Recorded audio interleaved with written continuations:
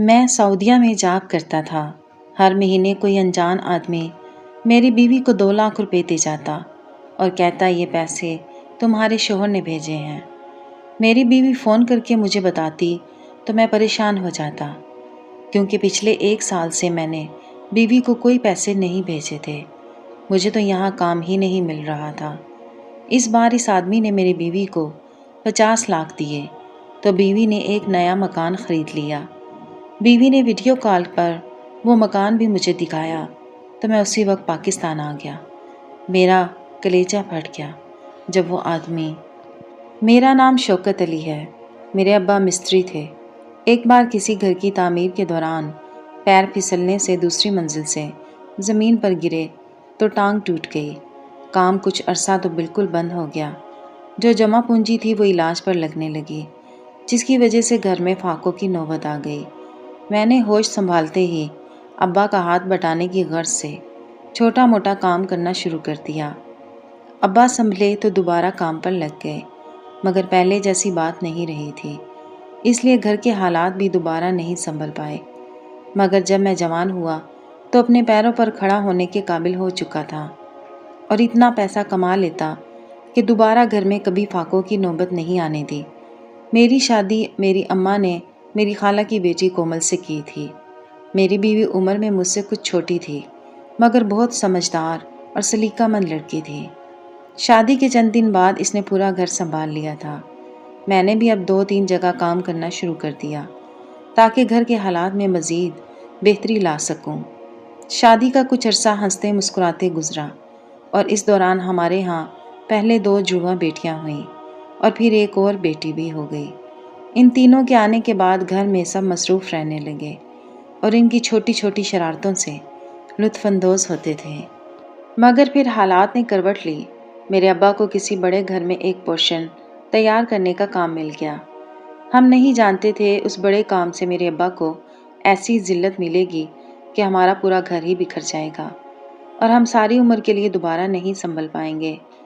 ابا اس گھر کی تعمیر میں مصروف ہو گئے اور پہلے سے زیادہ لگن کا مظاہرہ کرنے لگے۔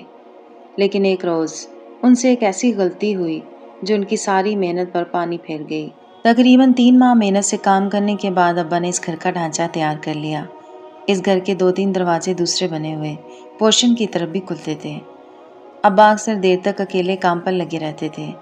ایک روز ابا اپنے ساتھ باقی مزدوروں کے ساتھ کام کر رہے تھے کہ گھر کا مالک آیا اور اس نے ابا سے کہا کہ وہ سب لوگ ایمرجنسی میں باہر جا رہے ہیں، واپسی کا کچھ پتہ نہیں۔ ابا نے دیکھا کہ ابھی پورا دن باقی ہے اور انہوں نے سوچا کہ دن ضائع کرنے سے بہتر ہے کہ وہ کام کرتے رہیں۔ ابا نے گھر کے مالک سے کہہ دیا کہ وہ لوگ اطمینان سے اپنا باقی گھر بند کر کے چلے جائیں، ابا اپنا پورا کام کر کے ہی واپس جائیں گے۔ گھر کے مالک نے سر ہلا دیا اور وہ لوگ اپنا گھر بند کر کے چلے گئے۔ اس روز مزدور بھی وقت پر فارغ ہو کر چلے گئے تھے۔ ابا اکیلے دیوار پر پلستر کرنے کا کام کرتے رہے۔ وقت ختم ہونے پر ابا نے کام سمیٹا اور گھر کے گیٹ کو تالا لگا کر گھر لوٹ آئے۔ اس رات وہ بہت مطمئن تھے کہ جلد کام ختم ہو جائے گا، انہیں پیسہ بھی مل جائے گا۔ میرے ہاں چند دنوں میں چوتھے بچے کی آمد کی توقع تھی۔ رات دیر تک سب گھر والے بیٹھ کر گھر میں آنے والے نئے مہمان کے بارے میں باتیں کر رہے تھے اور پھر ابا تھک کر سونے چلے گئے۔ اگلے روز صبح صبح ہماری آنکھ دروازے پر ہوتی دستک پر کھلی تھی۔ سب اٹھ کر بیٹھ گئے۔ میں نے جا کر دروازہ کھولا تو میرے اوسان خطا ہو گئے، کیونکہ سامنے پولیس کھڑی تھی۔ انہوں نے ابا کے بارے میں پوچھا تھا۔ اس دوران ابا بھی دروازے پر آ گئے۔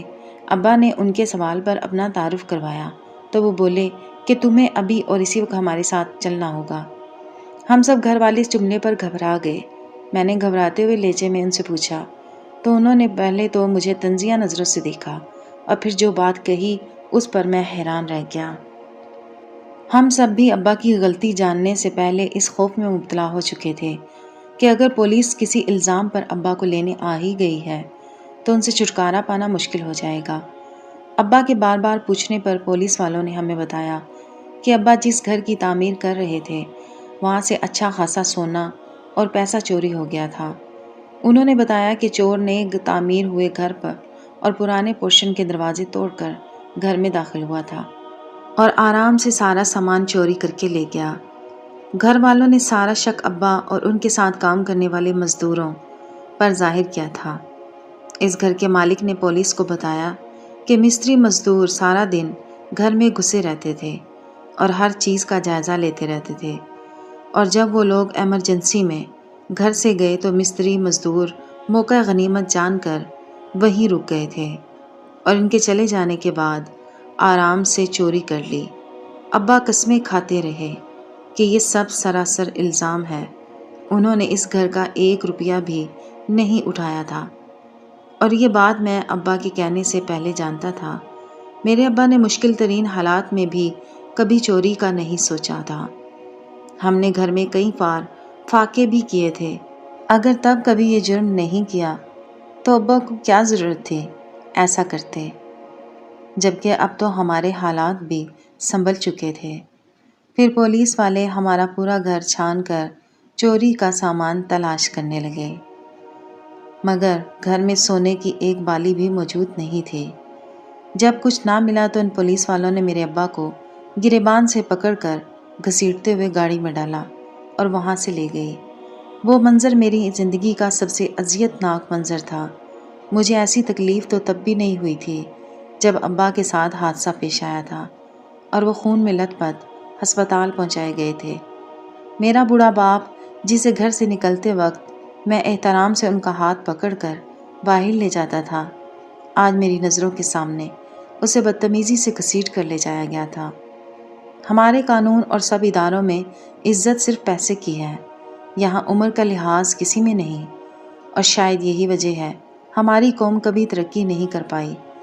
یہاں جرم ثابت ہونے سے پہلے ہی غریب کے ساتھ مجرم کی طرح سلوک کیا جاتا ہے۔ میری ماں سینہ پیٹتی روتی رہی، میری بیٹیاں سہمی ہوئی تھیں، میری بیوی اپنا بھاری وجود لیے گھبرائی ہوئی میری ماں کو سنبھالتی اور کبھی اپنی بیٹیوں کو بہلانے کی کوشش کر رہی تھی۔ میں نے ماں کو تسلی دی، ان کو دروازہ بند کرنے کا کہہ کر گھر سے نکلا اور سیدھا تھانے پہنچ گیا۔ میں نے ابا سے ملنے کی بہت کوشش کی، مگر مجھے ملنے نہیں دیا گیا۔ بہت بھاگ دوڑ کے بعد مجھے ایک دوست نے بتایا کہ اس کا بڑا بھائی اسی تھانے میں عام سر سپاہی تھا۔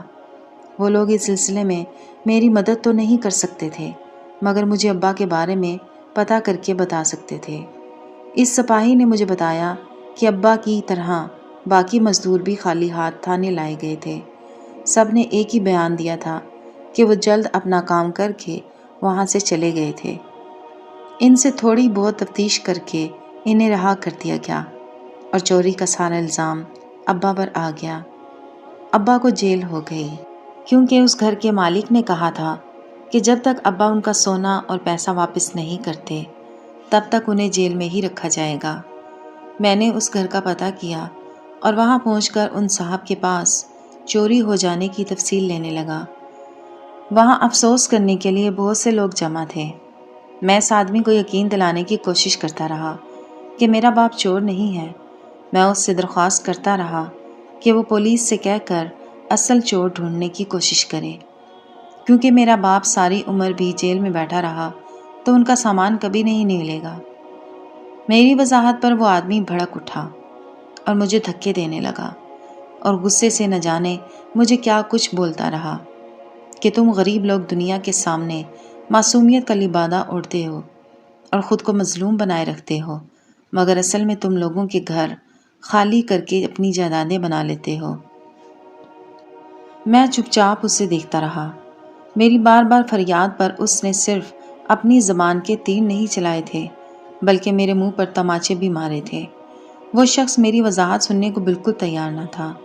اس کے ساتھ کھڑے اسی جیسے کچھ پڑھے لکھے کھاتے پیتے لوگ ایسے بھی تھے جو میرے ساتھ ہونے والے رویے پر متاثر ہو رہے تھے اور اس شخص کو روک رہے تھے، مگر وہ کسی کی نہیں سن رہا تھا۔ وہ لوگوں کے روکنے پر الٹا چیخنے لگتا، اور اس کے بچوں کی شادی ہونے والی تھی۔ وہ سارا زیور کچھ ہی دنوں پہلے گھر لایا تھا۔ میرے باپ نے وہ سب چرا لیا ہے۔ وہ بول رہا تھا کہ میں اب اپنی بیٹی اور بیٹے کے سسرال والوں کو کیا منہ دکھاؤں گا۔ میں سوچ رہا تھا کہ صرف سونا نہ دینے پر کیا امیروں کے ہاں شادی نہیں ہو سکتی؟ کیا ان کے نکاح سونے کے بغیر جائز نہیں ہیں؟ مجھے بھی احساس تھا کہ جمع پونجی چاہے غریب کی ہو یا امیر کی، سب کے لیے اہم ہوتی ہے، مگر بغیر ثبوت کے وہ لوگ ایک غریب بوڑھے انسان کو جیل میں ڈال کر اس کے گھر والوں کو لعنت دے رہے تھے۔ میں مایوس سا اٹھا اور گھر پہنچ گیا، مگر میرے گھر کے دروازے پر تالا لگا دیکھ کر میرے ہوش اڑ گئے تھے۔ میں نے گھبرا کر اپنے ساتھ والوں کا دروازہ بجا کر اپنی بیوی اور ماں کا پوچھا، تو وہ بولے کہ شام کے وقت میری بیوی کی طبیعت اچانک خراب ہو جانے کی وجہ سے میری ماں اسے قریبی کلینک میں لے گئی تھی۔ میں بھاگا بھاگا وہاں پہنچا تو میری ماں اداس سا چہرہ لیے سامنے کھڑی تھی۔ میں ماں تک پہنچا تو وہ امید بھرے لہجے میں ابا کے بارے میں پوچھنے لگی۔ میں نے مایوسی سے سر جھکایا تو وہ گمسم سی ہو گئی۔ میں نے اماں کو تسلی دی اور اپنی بیوی کا پوچھا تو ایک نرس مجھے مبارک دینے لگی، کیونکہ اس بار پھر میری بیٹی ہوئی تھی۔ مجھے اطلاع دیتے ہی میری ماں کا ضبط تو ٹوٹ گیا اور وہ پھوٹ پھوٹ کر رونے لگی۔ میرے چپ کروانے پر بولی کہ کاش ہم لالچ نہ کرتے، تمہارے ابا کو یہ کام لینے سے منع کر دیتے۔ اس کی صحت ویسے بھی اب پہلے جیسی نہیں رہی تھی۔ میں اپنی ماں کو سینے سے لگائے تسلیاں دیتا رہا کہ ابا بے قصور ہیں اور یہ بات بہت جلد ثابت ہو جائے گی۔ میری بیوی کی حالت سنبھلی تو ہم اسے گھر لے آئے۔ میں ابا کے لیے بھی بھاگ دوڑ کرتا رہا اور اس روز کی ذلت کو بھلا کر 2-3 مرتبہ دوبارہ اس گھر کے مالک کے پاس گیا تھا، کیونکہ مجھ جیسا غریب انسان وکیل نہیں کر سکتا تھا۔ میرے پاس اللہ کا سہارا تھا اور اس کے بعد اس انسان کا آسرا، جو کہ ابا کو بے قصور مان کر معاف کر دیتا، مگر وہ میری بات سننے کو تیار نہیں تھا۔ اسے یقین تھا ہم اس کا پیسہ زیور چھپا چکے تھے۔ وہ ہر بار ایک ہی بات دہراتا رہتا تھا کہ اگر میں اسے اس کا سامان لوٹا دوں تو وہ ابا کو معاف کر دے گا۔ اس دوران میری ابا سے ملاقات ممکن ہوئی تو میں ان سے ملنے کے لیے گیا اور میرا صبر ان کی حالت پر جواب دینے لگا تھا۔ وہ نہایت ہی بری حالت میں جیل کے ایک کونے میں بیٹھے تھے۔ میں نے اپنی بیٹی کا بتایا تو وہ خوش ہونے لگے اور بولے اپنی بیٹیوں کو میرے بارے میں کچھ مت بتانا، ان سے کہہ دینا کہ میں کسی کام سے دوسرے شہر گیا ہوں۔ میں نہیں چاہتا وہ یہ بات سن کر سوچنے لگیں کہ شاید ان کا دادا واقعی چور ہے۔ میرا دل ان جملوں پر تڑپ اٹھا تھا۔ غربت انسان کو کبھی کبھی بہت بے بس کر دیتی ہے۔ اب مجھے پہلی بار اپنے غریب ہونے پر دکھ ہوا تھا۔ میں نے پہلی بار سوچا تھا کہ اگر میں امیر ہوتا تو آج حالات مختلف ہوتے۔ ابا کو یوں بے گناہ جیل نہ کاٹنی پڑتی اور مجھے یوں کسی کی منتیں نہ کرنی پڑتی۔ میں نے یہ بات ابا کے سامنے دہرائی تو وہ مجھے سمجھانے لگے کہ غربت بری چیز نہیں ہے، انسان کے حالات اس کی زندگی کو طے کرنے والا اللہ ہے، اور بے شک اللہ کبھی ناانصافی نہیں کرتا۔ غربت کو گالی بنانے والے تو یہ زمینی لوگ تھے جو غریب کو ظلم کی چکی میں پیس کر اپنے آپ کو مکمل اور بہترین انسان سمجھ بیٹھے تھے۔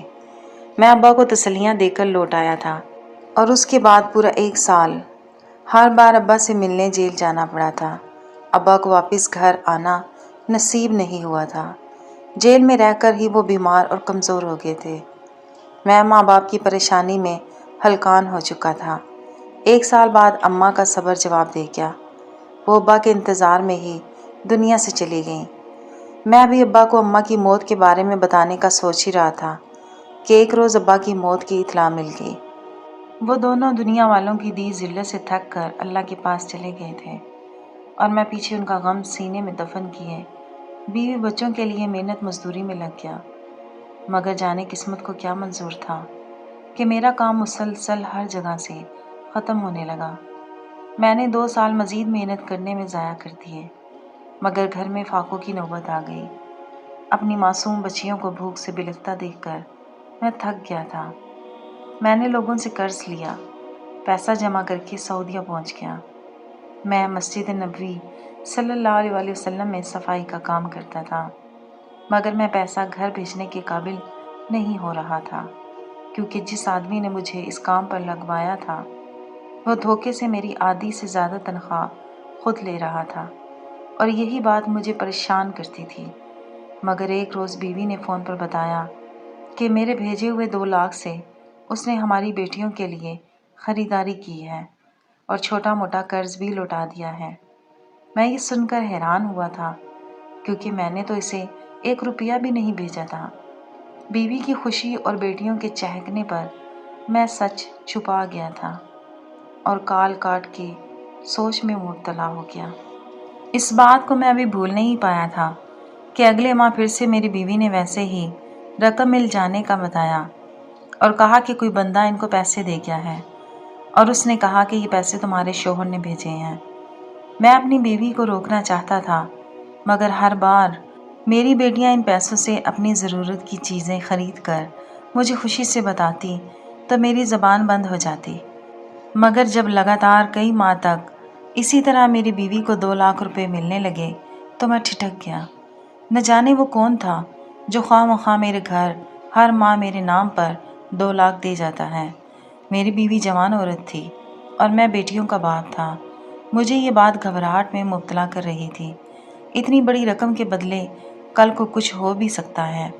اس بار تو میری بیوی نے میری جان ہی نکال دی تھی کیونکہ وہ آدمی اسے 50 لاکھ دے گیا اور میری بیوی نے ایک نیا مکان بھی خرید لیا۔ اس بار میں سب کام چھوڑ چھاڑ کر پاکستان آ گیا۔ گھر پہنچ کر دیکھا تو میرے گھر کے حالات کافی بدل چکے تھے۔